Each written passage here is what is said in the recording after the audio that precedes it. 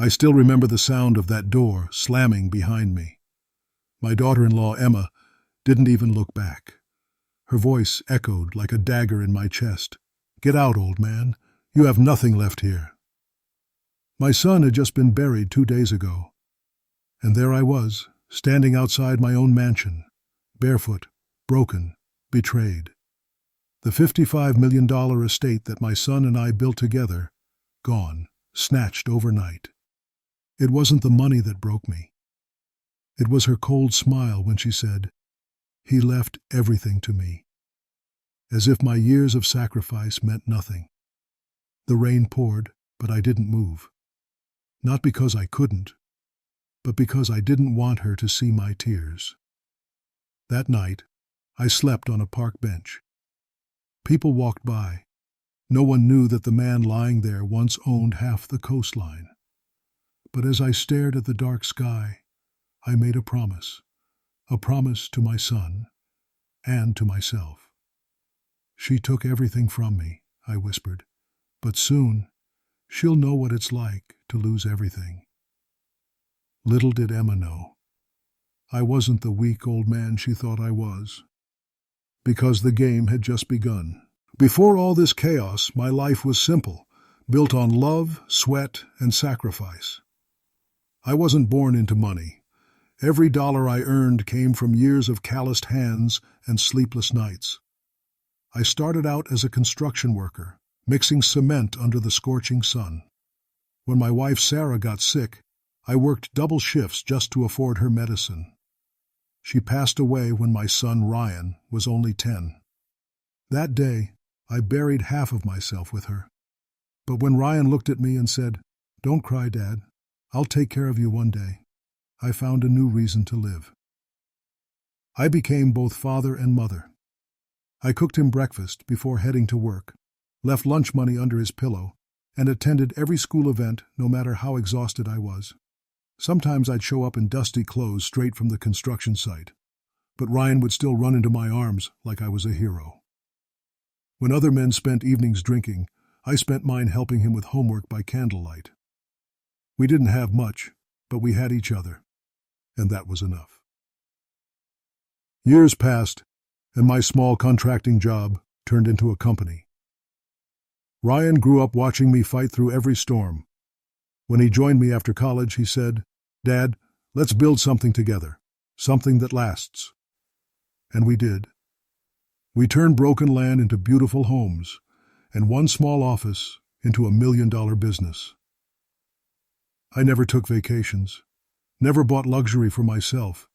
Every cent went into his future. When he bought me my first suit for a business meeting, I couldn't hold back tears. He laughed and said, "You earned this, old man." He was right, but in truth, everything I did for him. I used to dream of the day he'd take over completely, when I could finally rest and watch him succeed. I imagined sitting on the porch of our beach house watching his children play while he handled the company. But life has a cruel way of testing us. Love. The day he introduced me to Emma, I saw how his eyes lit up. She was charming, beautiful, and said all the right things. I wanted to trust her, for his sake. I gave them my blessing, helped plan the wedding, even signed over part of my shares to make Ryan's married life easier. Because that's what fathers do. We give without keeping score. I thought I'd finally get to live in peace, surrounded by family. But fate had other plans, and the woman I once welcomed as a daughter would one day look me in the eye and destroy everything I'd built. The first blow came while my hands still smelled of my son's hair from the funeral. I was barely inside the house when Emma called her lawyer, right there in my kitchen, while I unpacked a box of Ryan's clothes. "She wants to speak with you," the lawyer said, polite and clinical, like he was announcing a delivery. "What is this about?" I asked, my voice raw. He placed a thick envelope on the table and slid it toward me. "You should read this." I opened it with trembling fingers. There it was, a will, dated, stamped, and signed. Her name was on every page. I blinked. "This isn't..." Ryan never said. She signed as his lawful beneficiary, the lawyer said. It's legally binding. I felt the room tilt. I clutched the counter to steady myself. The papers blurred. I remember shouting because I needed sound to stop the spinning. Ryan would never leave me out, I cried. He loved me. This is wrong. Emma appeared in the doorway, as if summoned by the chaos. Her face was composed, almost rehearsed. It's the law, Dad. You should accept it. Accept it. The word lodged in my throat like glass. How could you? I whispered more to myself than to her. He's dead. She stepped closer, cold as winter. And now I'm in charge. You don't belong here anymore. That night they escorted me to the guest house with polite indifference. Chuku, a guard who had once greeted me with a respectful nod, now looked at me like I was a trespasser. Sir, your things have been moved. Neighbors watched from their windows. Whispers cut me deeper than any words. Someone muttered, Did you see him? The old owner? As if I were a spectacle. I tried bargaining. Just let me keep my room. I helped build this. Emma laughed then, a sound that tore me open. You helped build it? You're sentimental baggage, Dad. This place needs new blood. She said it like she was reading a grocery list. The humiliation tasted metallic. When I reached for one last photo on the mantel, she snatched it away and tossed it into a box. Those are memories. My memories, I said, voice breaking. You should save your memories for the park bench, she replied, and walked away without looking back. Shock dissolved into a slow, aching numbness. I kept replaying every conversation, every smile, searching for the crack I missed. Sadness came next, deep and heavy, as if a physical weight settled over my chest. I thought of Ryan's laugh, his stubborn way of fixing things, the time he slipped me his favorite jacket. Disbelief followed. Bills, deeds, and signatures couldn't erase a lifetime, could they? Then the anger began like a knot tightening in my gut. At first it was quiet, simmering under the surface. I'd catch myself clenching my fists in public, ashamed of small bursts of fury I couldn't explain. Neighbors who once called me boss now crossed the street to avoid my eyes. That small everyday erasure stung worse than any slap. One evening, I confronted Emma in the study, where Ryan's desk still smelled faintly of his cologne. Why? I asked, simple and cruel in its simplicity. Why would you do this while he was in the ground? She sat, legs crossed, like a queen on her throne. Because people like you become obstacles. I removed it. I laughed then, not because it was funny, but because it was unbearable.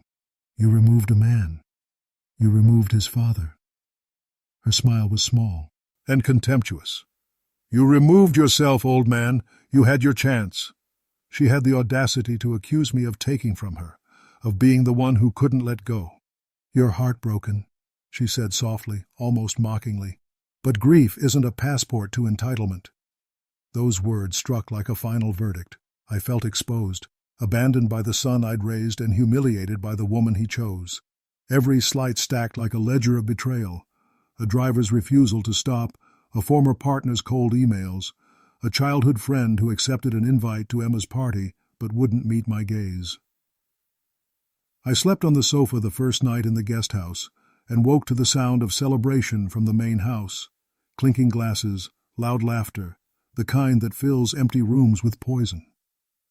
That's when disbelief curdled into focused anger, not the mindless, roaring kind, but a cold, clear flame that wanted justice, not revenge for its own sake. I kept replaying the moment I was pushed out, the slam of the gate, the way Emma mouthed, "Good riddance," to a friend as I stood alone on the drive. That sight carved itself into me. I pressed my palm to the spot where she'd touched me with that wordless cruelty and vowed quietly, fiercely, that I would not be erased. The betrayal didn't end with documents and doors. It became the way people spoke about me, the way my history was rewritten in polite company. And as the anger grew, so did clarity. This wasn't only about money. It was about being rendered invisible by the very family I'd raised. I would carry that wound like a map and follow it wherever it led. I remember the exact sound, the clink of a wine glass against crystal, far off through the walls, laughing voices like a faraway storm. I sat on the little bench outside the guest house, the wind cutting through my coat, and my hands trembled not from cold, but from a pressure building inside. To me. For weeks grief had been a dull, constant ache. Now it sharpened into something dangerous. My thoughts looped. He's gone. She stole his name. They closed the gate on me. At first I told myself to breathe, to be patient. This is grief, I said silently. You'll heal. But patience felt like a lie when I watched her drive past in the same car my son had once loved, her laughter bouncing off the polished chrome. I pictured Ryan's last day, how he joked about fixing the leaky faucet, and how he rolled his eyes at my terrible coffee. Those little memories should have been soft comforts. Instead, they were knives, reminders of what had been taken and what was being erased. Anger rose slowly, like steam building in a kettle, then boiling over into a fierce, white-hot core.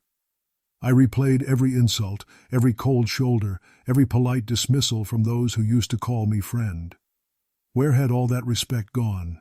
Where had my son's voice gone? The voice that said, "Dad, we're in this together." The bitterness tasted of iron in my mouth. I spat it out into the gutter and watched it mix with rainwater. My heart felt like a sealed room where sorrow and fury were having a private war. I found myself whispering to the gravestone at night, "You didn't build this for nothing." The words surprised me. They weren't for the dead, but for the man I still had inside me, the man who had never backed down. One dawn I walked past the main house and saw Emma through the study window, arranging papers with a smug calm. Something in me snapped at that sight.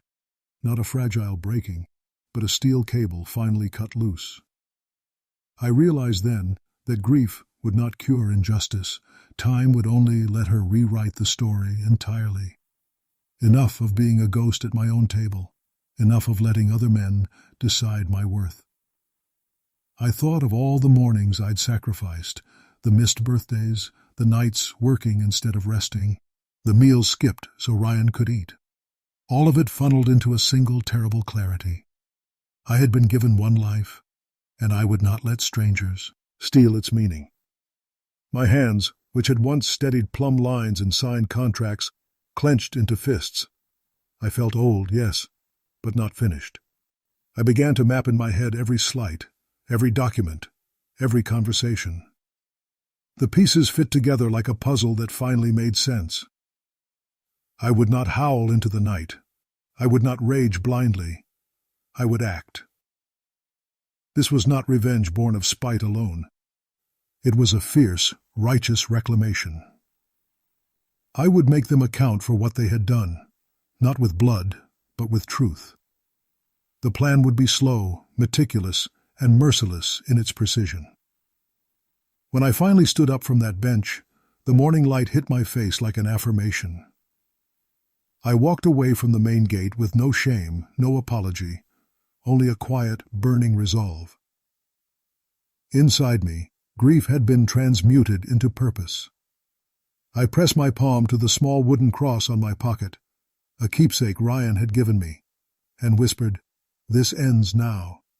Not with noise, not with spectacle, but with a deliberate, unstoppable tide that would expose every lie. I would take back what was mine, clear Ryan's name, and make sure Emma could never crawl back with her head held high. And to anyone who ever thinks an old man is finished, remember this moment. I am the storm they never saw coming. "Enough," I said aloud to the empty yard, the single word tasting like iron and rain. Enough is enough. I didn't rush. Revenge that smells of panic is easy to foil. First, I became small and quiet. The harmless old man nobody watched anymore. That was my cover. I started by returning to places Ryan once kept. His old office, the workshop, the drawer where he hid trivial things. Memories were my map. I reached out to one person I could trust without thinking. Daniel, Ryan's oldest friend. He didn't ask questions. He only said, "Tell me what you need, boss," and showed up with a stack of emails and a USB drive. The accountant, Maria, who had been loyal to Ryan before Emma fired her, slipped me ledgers with names I'd never seen. She did it with trembling hands and a look that said she hated herself for being late. I made quiet phone calls at odd hours, using payphones or burner numbers, little things Ryan taught me to do when we handled delicate deals. Every call was a thread. I tugged on one, and a whole net started to move. Offshore transfers, shell companies, a pattern that painted greed in broad strokes. I didn't go to the police right away. I needed proof that would not be dismissed as the tantrum of a grieving father. So I collected signatures, bank slips, an audio recording of Emma boasting at a charity gala about creative accounting. I stored everything in a safety deposit box under an assumed name. When I walked into the bank, the teller did not recognize the man with flower-white hair. That anonymity felt like armor. At night, I sat with the documents under a lamp, piecing together timelines. I learned things I wish I had never known. The betrayal was not just emotional. It was criminal in its boldness. I also reinvested quietly. Using funds Ryan had tucked away in a trust, I began buying back small shares in the company through anonymous trusts, a little at a time, so no one would notice. Patience was turning money into leverage. I found allies in unlikely places, a disgruntled board member who wanted Emma's influence gone, a former business partner who had been swindled out of a deal she engineered. They didn't love me. They loved their own interests. But in the end, interests make for steady allies. We met in diners, in church basements, in the back of a pawn shop where the owner owed me a favor from years ago. Conversation was coded, like men who had learned to speak softly to avoid eavesdroppers. Sometimes I sent anonymous memos, little seeds of doubt, to journalists who covered finance. I wasn't reckless. I gave them questions, not answers. Why did a charity fund transfer to a private account, I'd ask, and let the reporters chase it. I hired, through a middleman, a quiet investigator, a woman with gray eyes who could look at a spreadsheet and see the crime like a fingerprint. She found a trail of invoices that led to a luxury watch store, then to a Swiss account. She reported back in neat handwriting, "You were right." Still, I revealed only fragments. A ledger here, a receipt there. Let them feel safe. Let them spend. Let them gloat. While they did, I built a dossier that would hold up in court and in headlines. Truth that could not be folded into a legal loop. I practiced patience like prayer. I watched Emma burn through funds while pretending her empire was steady. I let the heat of her parties and the arrogance of her calls become fuel. Greed makes people careless. I waited for carelessness to appear. When it finally did, a sloppy signature, an unpaid tax notice, a wire transfer to a name that matched one of our leads, I taped it into my folder like the final piece of a puzzle. There was one part of the plan I refused to write down. Not because I wanted to be dramatic, but because some things must live only in a man's head. I polished that idea like a weapon, rehearsed the moment I would pull the string, and smiled when I thought of Emma's face when the first official letter arrived. Weeks turned into months. The longer I waited, the more certain I became. The truth was patient. It only needed a push. I let the world believe I was defeated. I let Emma think she had won. It made the reveal sweeter, like watching a stage actor take his bow before the curtain falls. What I revealed first would be small, a crack for the audience to notice. Then the cameras would tilt, and the whole structure would show to its rot. I had allies, documents, and a quiet war chest. But more than that, I had time and the steady hand of a man who had been wronged and would not be broken. When the first domino fell, It would not be by accident. It would be planned, precise, and inevitable. And when it fell, Emma would finally understand that the man she thought she'd buried was the one who had been building the map all along. I tucked the last envelope into my coat, the one that contained the name of the person who would open the door to everything. I walked out into the morning, feeling oddly calm, like someone who had completed a long, careful prayer. Soon, I whispered to myself. Very soon. The day I decided to move, I felt oddly light, like a man finally putting down a weight he'd carried for years.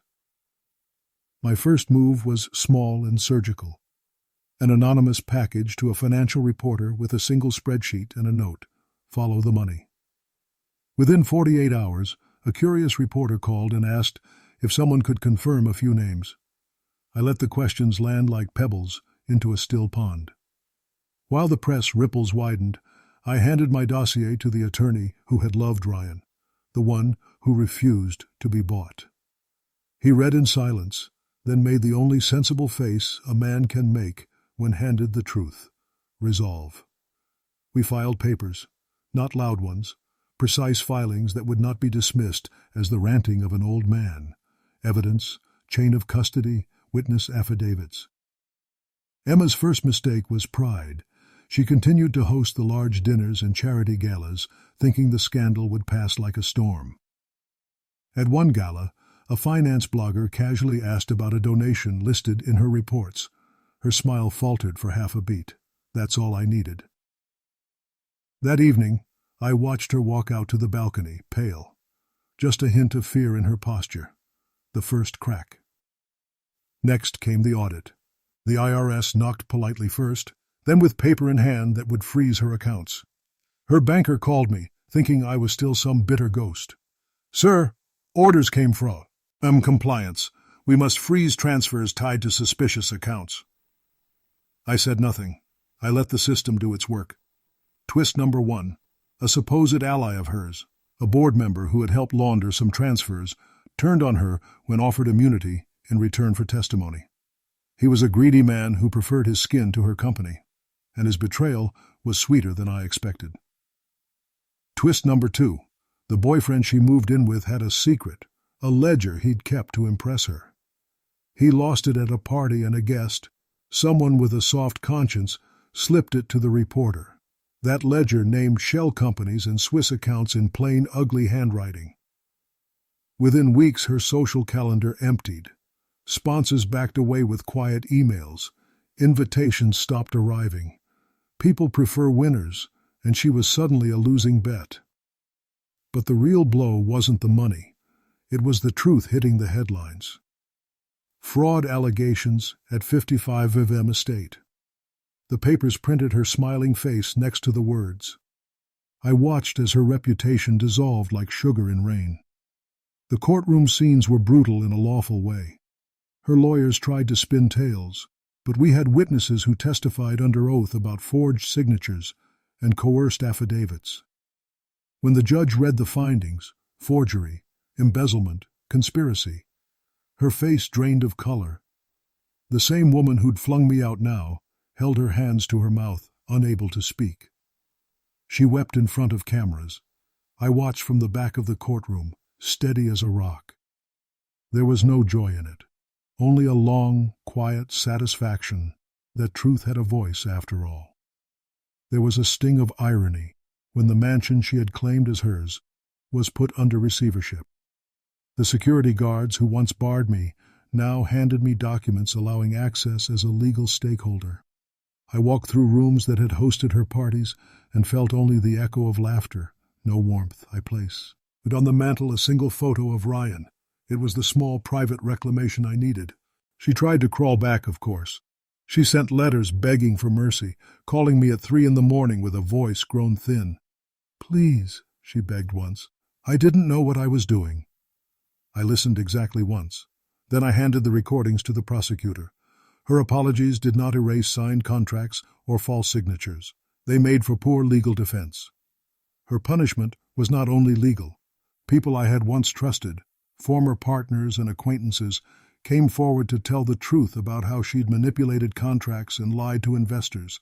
The ripple effect cost her every partnership. Public humiliation and legal consequences stripped her of the persona she had bought. She lost power, money, and the comfortable immunity she'd worn like perfume. When everything settled, the court ordered restitution where possible and barred her from holding fiduciary roles. The receiver sold off ill-gotten assets to cover debts. Her name was filed in court records that wouldn't vanish. I didn't dance on her ruin. I didn't shout from the rooftops. Instead, I met with Ryan's friends, our old team, and we began the slow work of repairing what remained. We rehired the honest people, reopened accounts with transparency, and closed the gaps she'd used. The last twist came quiet. A whistleblower I had not expected, one of Emma's closest confidants, turned up with emails showing Emma's private boasting. She had thought herself untouchable. She was not. That confidant's testimony sealed the final chapter. In the end, she stood before the same community that had cheered her on, and could not explain the hollow where her power used to be. Her apologies sounded like afterthoughts, her pleas like latecomers at a funeral. I reclaimed what I could, not out of greed, but out of duty to Ryan's legacy. I disbursed funds to his old employees and ensured honest investors weren't ruined by her schemes. The most satisfying moment wasn't a headline. It was seeing old workers, men and women who had been cheated, get their pensions reinstated. Watching faces steady with relief felt more like justice than any courtroom victory. When Emma finally left town, there was no dramatic chase, no cinematic collapse, just a quiet unloading of boxes into a car that drove away under gray skies. She had been exposed, punished, and diminished. I stood at the gate and didn't gloat. I felt a deep, settling peace instead, a sense that rightness had been returned to its place. Revenge had arrived not as a shout, but as a careful series of truths laid down like dominoes. Each one fell because someone refused to look the other way. And when the dust settled, I realized the victory was not mine alone. It belonged to every small, honest voice that had been silenced by greed. When the dust finally settled, I found myself standing alone on the balcony of my rebuilt home. Not the mansion she stole, but the small coastal house Ryan and I once dreamed of retiring in. The ocean stretched endlessly before me, calm and gray, whispering of both loss and rebirth. For the first time in years, I could breathe without the weight of betrayal pressing on my chest. Justice had been served, but it didn't bring the kind of joy people imagine. There was no celebration, no triumphant laughter, only quiet, the kind of quiet that feels earned after a storm. I'd won back my dignity, my home, and what remained of Ryan's legacy. But nothing could bring back my son. That truth still burned in me like a slow ember. Sometimes at dawn, I'd walk the old pier where Ryan used to fish. I'd speak to him softly, not out of madness, but memory. "I did it, son," I'd whisper. "Not for the money, but for your name." The waves never answered, but the wind carried a peace I hadn't known in years. People in town began greeting me again, not with pity, but with respect. The man they once thought defeated had stood tall again. Some even apologized for believing her lies. I never held grudges. Betrayal teaches you who's loyal, and who was merely convenient. I spent the following months quietly rebuilding.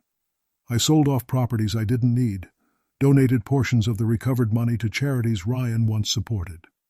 I started a scholarship in his name, the Ryan Memorial Foundation. Every year, a young student from a struggling family would get a chance to study engineering, the dream my son once had. One evening, I received a letter. The handwriting was shaky, Emma's. She wrote from a small town up north, where she was living modestly after her disgrace. She didn't ask for forgiveness this time. She simply wrote, "I finally understand what I destroyed. I hope one day you'll remember me as something other than your enemy." I folded the letter, placed it inside a drawer, and never responded. Forgiveness, I realized, isn't always a gift you give to others. Sometimes it's the peace you grant yourself. And I had already chosen peace. Every revenge story ends differently. Some end in ashes, others in redemption. Mine ended in truth. And that was enough. I didn't need her ruin. I needed my soul back. I needed to know that kindness doesn't mean weakness, and that justice doesn't require cruelty. Now, in the evenings, I sit by the sea with a cup of tea, watching the sunset bleed across the horizon. The house is quiet, but it's honest. No servants, no luxuries, no pretense. Just me, the wind, and the ghost of a son who'd be proud. If there's one thing I've learned, it's this. Greed may build empires, but truth always outlives them. Betrayal can steal your fortune, your home, your peace, but not your integrity. That's the one thing no thief can touch. Revenge gave me closure, but forgiveness gave me freedom. And as I watch the waves crash gently against the shore, I understand that sometimes the greatest revenge isn't taking everything back. It's showing the world that you never truly lost yourself.